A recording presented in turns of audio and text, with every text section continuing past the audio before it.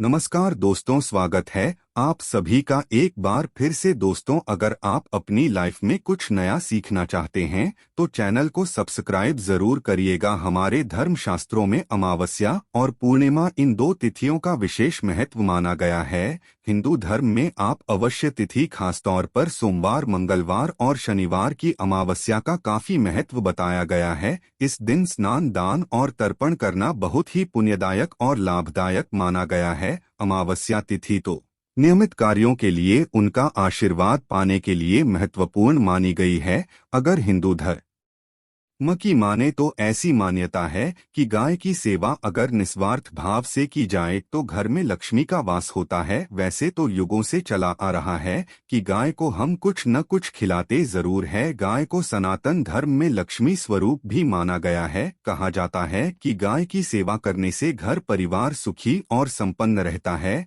जिस घर में गाय की सेवा निस्वार्थ भाव से होती है उस घर में लक्ष्मी जी की कृपा हमेशा बनी रहती है। और जिस घर में गाय की सेवा नहीं होती, अचानक से किसी भी प्रकार की वहां पर विघ्न बाधाएं आती रहती हैं। वैसे तो कुछ लोग शहरों में भी रहते हैं, महानगरों में रहते हैं, तो वहां पर गाय पालना संभव ही नहीं है। लेकिन गाय को वहां पर भी रोटी जरूर खिलाई जाती है। लेकिन कई बार गाय को खिलाने में कुछ भूल हो जाती है। तो कौन सी वो 3 चीजें हैं जो गाय को नहीं खिलानी चाहिए, आज हम आपसे इस वीडियो में साझा करेंगे। लेकिन दोस्तों, उससे पहले आपसे रिक्वेस्ट करते हैं कि वीडियो को लाइक जरूर करिएगा, दोस्तों को शेयर कर दीजिएगा। और अगर आपने अभी तक चैनल को सब्सक्राइब नहीं किया है तो चैनल को सब्सक्राइब करके बेल आइकन जरूर दबाइएगा। दोस्तों, हम गाय के अंदर सभी देवी देवताओं का निवास माना जाता है। तो आप सुबह जो पहली रोटी बनती है वो अगर गाय को खिलाते हैं तो देवी देवताओं का आशीर्वाद मिलता है। गाय को गुरु के साथ जोड़ा गया है, यानी गुरु ग्रह के साथ, बृहस्पति ग्रह के साथ। इसलिए गुरुवार के दिन गाय को रोटी पर एक चुटकी हल्दी डालकर खिलाए तो सुख, संपत्ति, धन ऐश्वर्य बढ़ता है, दुष्ट ग्रह शांत हो जाते हैं। जो लोग मानसिक रूप से परेशान हैं वो गाय को रोटी पर थोड़ा सा गुड़ रखकर खिलाएं, ये तो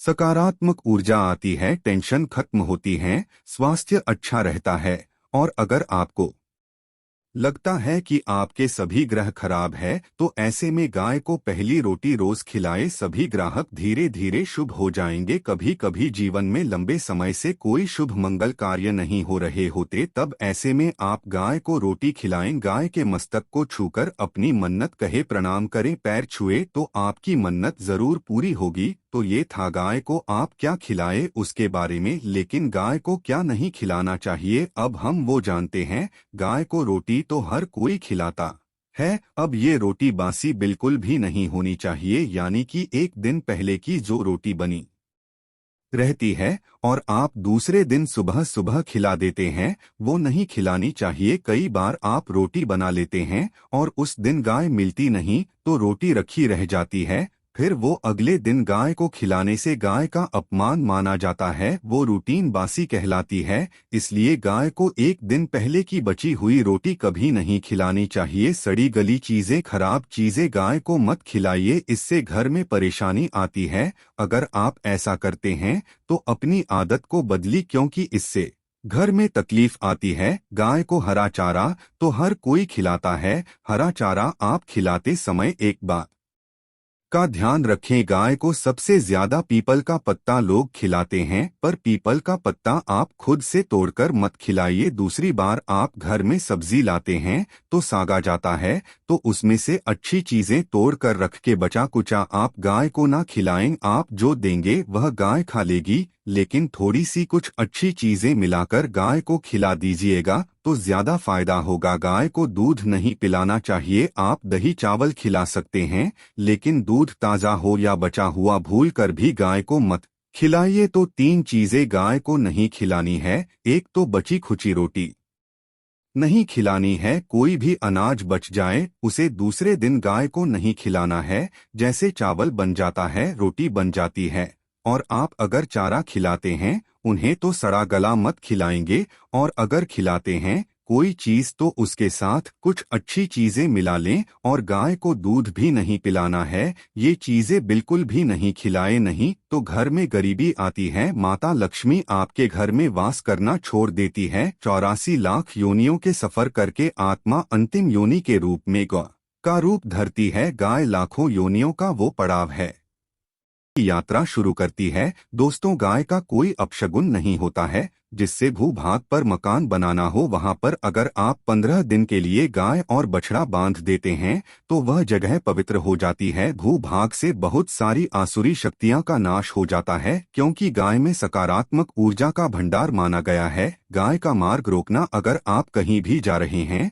और गाय माता आपका मार्ग रोक दें तो ये बहुत ही शुभ माना जाता है। गाय और बछड़े का दर्शन एक साथ आपको हो जाए तो आपकी सफलता का प्रतीक माना जाता है। अगर आपके घर के आसपास गाय घूमती रहती है तो इसका मतलब है कि आपके घर से काफी सारे संकट अपने आप ही दूर होने वाले हैं और समृद्धि पूर्वक जीवन आपको मिलता है। गाय के समीप आप अगर जाते हैं तो संक्रामक रोग, कम खांसी, सर्दी, जुकाम आदि का ग्रेजुअली अपने आप ही बिना दवाइयों के भी नाश हो जाता है। अगर आपको गाय अचानक से पूंछ मार देती है तो ये बहुत ही शुभ संकेत माना गया है, और काली चितकबरी गाय का ऐसा करना तो और भी ज्यादा शुभ माना गया है। पंचगव्य जो होते हैं वो कई रोगों में लाभदायक है। मुझे गव्य क्या क्या हुए? गाय के दूध, दही, घी, मूत्र और गोबर, इन सभी को शरीर की रोग निरोधक क्षमता को बढ़ाकर रोगों को दूर करने वाला माना गया है। ऐसा कोई रोग नहीं है जिसका इलाज पंचगव्य से नहीं किया जा सकता। दोस्तों, आज के समय में लोग गौमाता की पूजा करने के बजाय, उनका सही उपयोग करने के बजाय उनको काट कर मार कर खाना ज्यादा पसंद करते हैं। बुरा लगेगा शायद, पर ये सच है। और गाय को रोटी देने से न केवल सुख समृद्धि की प्राप्ति होती है बल्कि बरकत भी होने लगती है। अगर आप गौ को पाल सके तो अच्छी बात, लेकिन आज के मॉडर्न युग में जहां लोगों की शायद खुद की घर में रहने की जगह नहीं है, ऐसे में गौ को रखना थोड़ा कठिन और महंगा हो सकता है। ऐसे में आप गौ को रोटी दें, कम से कम रोटी दे करके आप सुख समृद्धि को प्राप्त कर सकते हैं। आपके घर में बरकत होने लगती है। हमारे बुजुर्ग हमेशा से कहते आए कि गाय को रोटी खिलानी चाहिए, लेकिन समय स्थिति के चलते गाय की सेवा हर कोई नहीं कर पाता। लेकिन कम से कम रोटी तो आप खिला सकते हैं। अगर रोटी भी नहीं खिला सकते, जैसे काफी सारे जो हमारे भाई बहन मलेशिया वगैरह में, लंदन वगैरह में बैठे हैं, उनको गाय नहीं मिलती, वो पूछते हैं कि हम कैसे गौ सेवा करें। आप ऐसा कर सकते हैं, आप गांव के नाम के पैसे निकालते जाएं और फिर आप चाहे तो कभी इंडिया आए तो आप गौशाला में दान दें, या फिर आप चाहे तो वहीं पर किसी गरीब को गांव के नाम की रुपया खिलाए, किसी भी अनाथ आश्रम में चले जाएं, किसी वृद्धाश्रम में चले जाएं, किसी भी दूसरे सफेद पशु को आप भोजन कराएं। ये भी आपके लिए बहुत अच्छा होने वाला है। कम से कम जरूर खिलाए। हमारे देश में कई जगह देखा गया है और कई लोगों का प्रश्न आता है कि हम झूठी रोटी गाय को देते हैं, क्या ये सही है या गलत है? हम झूठा खाना, बचा हुआ खाना गाय को खिलाते हैं, यानी जो बन जाता है वो गाय के हवाले कर दिया जाता है। तो आपको बता दे दोस्तों, रामायण काल में गौमाता को एक श्राप मिला था, उसी की वजह से आज उनके साथ ऐसा हो रहा है। उसी श्राप की वजह से गौमाता में देवी देवताओं का वास होने के बाद भी उनको झूठा खाना पड़ता है, यहाँ तक कि पॉलीथीन्स भी खाते हैं। हालांकि ये किसी भी लिहाज से सही नहीं। आपको बता दें, वाल्मीकि रामायण में सीता द्वारा पिंडदान देकर दशरथ की आत्मा को मोक्ष मिलने का संदर्भ आता है। जो लोग जानते होंगे वो जानते हैं कि वनवास के दौरान भगवान राम, लक्ष्मण और सीता पितृपक्ष के दौरान श्राद्ध करने के लिए गया धाम पहुंचे। वहां श्राद्ध कर्म करने के लिए जरूरी सामग्री जुटाने राम और लक्ष्मण तो चले गए और सामान लेकर नहीं आए। इधर दोपहर हो गई, पिंडदान का समय निकलता जा रहा था। सीता माँ घबराने लगी, तभी दशरथ की आत्मा ने पिंडदान की मांग कर दी। अब गया जी के आगे फल्गु नदी पर अकेली सीता जी मुश्किल में पड़ गई। उन्होंने फल्गु नदी के साथ केतकी के फूल और गाय को साक्षी मानकर बालू का पिंड बनाया और स्वर्गीय राजा दशरथ अपने ससुर के निमित्त पिंडदान कर दिया। थोड़ी देर में भगवान राम और लक्ष्मण मन जब लौटे तो उन्होंने कहा कि समय निकल जाने के कारण मैंने पिंडदान कर दिया, बिना सामग्री के पिंडदान कैसे हो सकता है। इसलिए राम जी ने सीता माँ से प्रमाण मांगा। तब सीता माता ने कहा कि जो फल्गु नदी के रेत है, केतकी के फूल हैं, गाय हैं और वट वृक्ष है, जो मेरे द्वारा किए गए श्राद्ध कर्म की गवाही दे सकते हैं। और केतकी के फूल तीनों इस बात को मुंह करके उन्होंने कहा सीता माँ झूठ बोल रही है, सिर्फ वटवृक्ष ने सही बात कही। तब सीता जी ने दशरथ का ध्यान करते हुए उनसे ही गवाही देने की प्रार्थना करेंगे। दशरथ जी ने सीता माँ की प्रार्थना को स्वीकार करके घोषणा की कि वक्त पर सीता ने मुझे पिंडदान कर दिया। इस पर राम आश्वस्त हुए, लेकिन तीनों गवाहों द्वारा झूठ बोलने पर सीता जी उनसे क्रोधित हो गई और उन्हें श्राप दिया। फल्गु नदी से कहा कि जा, तेरा नाम सिर्फ नदी रहेगा, लेकिन तुझमें पानी कभी नहीं रहेगा। इस कारण आप भी जानते होंगे, जो लोग जानते हैं, फल्गु नदी आज भी गया में सूखी ही रहती है। गाय को शराप दिया कि तू पूज्य होकर भी लोगों का झूठा खाएगी, और केतकी के फूल को श्राप दिया कि तुझे पूजा में कभी नहीं चढ़ाया जाएगा। बट वृक्ष को सीता माँ ने आशीर्वाद दिया कि उसे लंबी आयु की प्राप्ति होगी और दूसरों को छाया प्रदान करेगा, तथा पतिव्रता स्त्री तेरा स्मरण करके अपने पति की दीर्घायु की कामना करेंगे। यही कारण है कि गाय को आज भी झूठा खाना पड़ता है। केतकी के फूल को पूजा से निषिद्ध बताया गया है। फल्गु नदी के तट पर जल नहीं है। सीताकुंड में पानी के अभाव में सिर्फ बालू या रेत में पिंडदान किया जाता है। दोस्तों, शास्त्रों के मुताबिक गौमाता में सारे देवी देवता निवास करते हैं। 33 कोटि देवी देवता और पितर का निवास होता है। अगर आप भी किसी मंदिर में नहीं जा सकते, पूजा पाठ नहीं करते हैं, कहीं जाकर के ग्रह दोषों का उपाय नहीं कर सकते हैं, तो आपको गाय को एक रोटी जरूर खिलानी चाहिए। हमेशा कहते हैं, पहली रोटी गाय की अगर आप भी खिलाते हैं तो दुनिया के सारे सुखों को प्राप्त कर सकते हैं। आपने अक्सर ही सुना होगा कि रसोई में पहली रोटी जो भी बने गाय को दे देनी चाहिए। हर रोज गाय को एक रोटी देने से आपके जीवन के सभी दुख दर्द दूर हो जाते हैं। खाना बनाते वक्त हमेशा पहली एक रोटी गाय की निकाल, इसके बाद ही परिवार के बाकी सदस्यों के लिए आपको रोटियां सेंकने चाहिए। कोशिश करनी चाहिए कि गाय की उस रोटी में थोड़ा सा हल्दी मिला दें, इससे गाय को रोटी खिलाने का अपार फल प्राप्त होता है।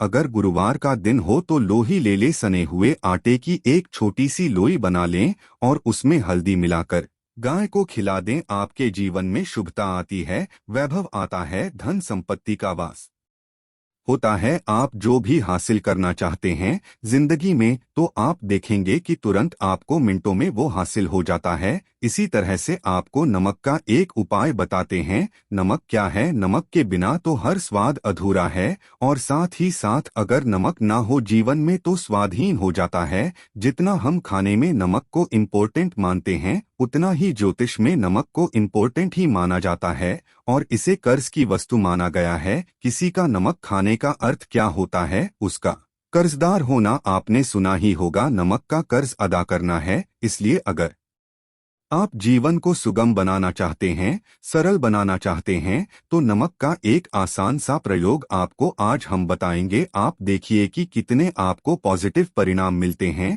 और इतना आसान है कि इसके लिए आपको अतिरिक्त मशक्कत करने की कोई जरूरत नहीं है। सिर्फ आपको अपने घर में बनी सबसे पहली रोटी लेनी है और उस पर थोड़ा सा नमक रख दें। अब आप पूछेंगे कौन सा नमक रखें? तो सबसे बेस्ट है आप ज्यादा नमक, डेली वाला नमक, सस्ता नमक जो भी है वो रखें।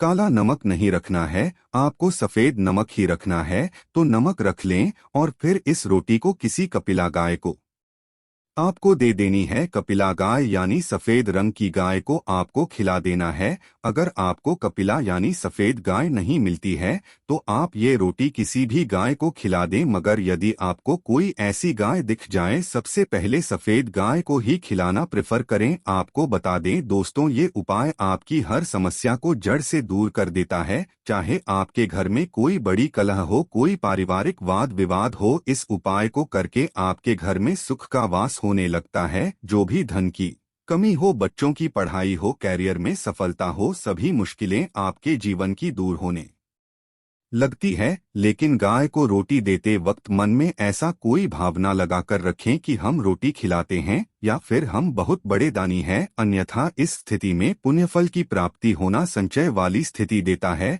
गाय को रोटी खिलाने से नियम से बरकत के अलावा आप देखेंगे धन संपत्ति में दिनों दिन बढ़ोतरी होने लगती है और आपके घर के ग्रह दोषों से आपको मुक्ति मिलती है। अगर आपके भी घर में धन की कमी है तो आपको ये उपाय जरूर करना चाहिए, किसी भी दिन करे।